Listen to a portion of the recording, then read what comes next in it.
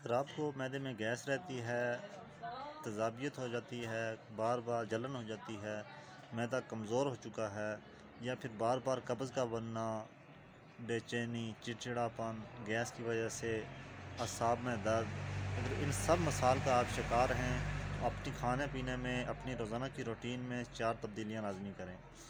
सबसे पहले नंबर पे आपने करना ये है कि हर खाने के बाद थोड़ा सा गुड़ खा लेना चाहिए। गुड़ आपको हड्डियों को मजबूत करेगा, मैदे को तक़वियत देता है, गैस वगैरह का ख़ात्मा करता है, मैदे को कभी बनाता है। दूसरे नंबर पर जो आपने काम करना है वो आपने ये करना है कि जैतून का तेल हर खाने के अंदर इस्तेमाल करें। जैतून का तेल तरी पैदा करता है, आंतों की खुश्की को दूर करेगा, कब्ज़ का ख़ात्मा करेगा। तीसरे नंबर पे आपने रात को सोते वक्त कानों में और नाक के अंदर ऑयल लगा कर सोया करें। इससे बहुत सी बीमारियां ख़त्म हो जाती हैं, रूहानी भी और जिस्मानी भी ये बहुत फ़ायदा देता है। इसके बाद आपने करना ये है कि रात को जब आप सोते हैं तो नीम गर्म पानी या नीम गर्म दूध लास्ट टाइम पी कर सोया करें।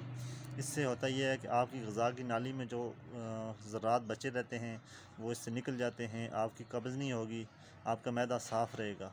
अगर आपको वीडियो अच्छी लगी हो तो वीडियो को लाइक करें, चैनल को सब्सक्राइब करें और मज़ीद वीडियो के लिए बेल आइकन को दबा दें ताकि लेटेस्ट आने वाली वीडियो की नोटिफिकेशन आप तक बर वक्त पहुँच सके।